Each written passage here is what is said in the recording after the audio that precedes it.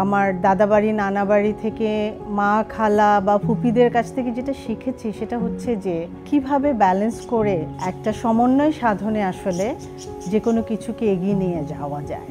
যখন বড় হয়ে চাকরি জীবনে এসেছি ওই শিক্ষাগুলো আমাকে আমার সাপোর্ট সিস্টেম তৈরি করতে এবং ব্যালেন্স করে একটা প্রপার হিউম্যান বিং হিসেবে এগিয়ে যেতে সাহায্য করেছে।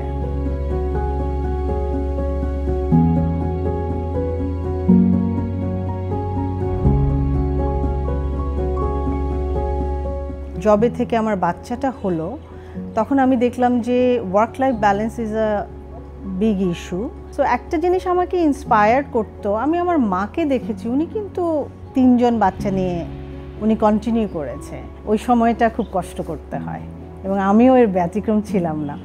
আমার কাছে সাকসেস হচ্ছে when you can balance everything, your family, your work, your friends, relatives, সবাইকে নিয়ে যখন you are happy then you are successful। আমার হাজব্যান্ড আমার বাচ্চারা অসম্ভব সাপোর্টিভ ছিল। এত সাপোর্ট না করলে তো আসলে একজন সিনিয়র রোলে কাজ করতে পারে না। আমার ক্যারিয়ার শুরু করেছি HSBC ব্যাংক থেকে। I am working as a senior executive vice president and head of liability for consumer and SME banking. একটা রেসপন্সিবল রোল, বিকজ ব্যাংকের পুরো ডিপোজিটটা ড্রাইভ করে ব্রাঞ্চগুলা, বাট আমাদেরকে স্ট্র্যাটেজি মেক করা, অ্যাসিস্ট করা, এমন একটা সিচুয়েশন ক্রিয়েট করে দেওয়া যাতে এটা আমার ব্যালেন্স শিটটাকে সিকিউর রাখে। We are growing well, steady grow হচ্ছে, সাস্টেইনেবল গ্রোথ হচ্ছে প্রাইম ব্যাংকের, আমরা সবাই জানি। এবং প্রাইম ব্যাংক গ্রিন জোনে আছে বাংলাদেশ ব্যাংকের ডিক্লারেশন অনুযায়ী। আমি মনে করি মেয়েরা এখন অনেক বেশি প্রোগ্রেসিভ, এগিয়ে আসছে এবং অর্গানাইজেশনগুলোও অনেক স্কোপ দিচ্ছে এবং তারা বুঝতে পারছে প্রত্যেকটা অর্গানাইজেশনে পলিসি থাকছে যে জেন্ডার প্যারিটি যাতে মেনটেন করা যায় এবং এনকারেজ করা হয় ফিমেল লিডারশিপে, এবং সব জায়গাতেই কিন্তু ফিমেলরা ভালো করছে। তবে আমার কাছে মনে হয় একটা জায়গাতে আমাদেরকে আরও অনেক বেশি কাজ করতে হবে, সেটা হচ্ছে আমাদের নিজেদেরকেও এবং ডেফিনেটলি অর্গানাইজেশনকেও। এন্ট্রি লেভেলে আমাদের অনেক বেশি ফিমেল থাকে, তো গ্র্যাজুয়ালি যখন ওই যে বললাম মা হয় বা বিয়ে হয়, ওই দুইটা জায়গাতে প্রচণ্ড স্ট্রাগল করি আমরা। সো ওখানে একটা বিরাট আমাদের আসলে ঝরে যায় নাম্বার, ওই সময়টাতে কষ্ট করে ঝুলে থাকতে হবে। এবং আরেকটা জিনিস করতে হবে, নো ইউর পোটেনশিয়াল, যে আমার কেপেবিলিটি কতটুকু, সেই পেসে যেতে হবে।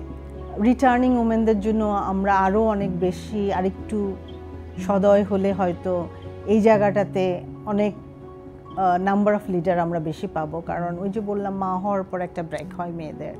সো রিটার্নিং ওমেনের ক্ষেত্রে যদি কিছু পলিসি মেক করা যায় এবং তাদেরকে যদি পজিটিভলি আমরা ওয়েলকাম করি, সেখানে আমরা লিডারশিপে একটা বিরাট জাম দেখতে পারবো। আমি আসলে আমাকে কখনো ফিমেল হিসেবে অফিসে মনে করি না, আমি মনে করি আমি একজন worker. So the way my male colleague is selling his labour, same way আমি আমার লেবারটাকে সেল করি অর্গানাইজেশনের কাছে।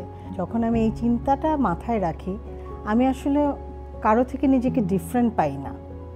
এবং আমি এটা সবাইকে বলবো, সবার আসলে এভাবে চিন্তা করা উচিত।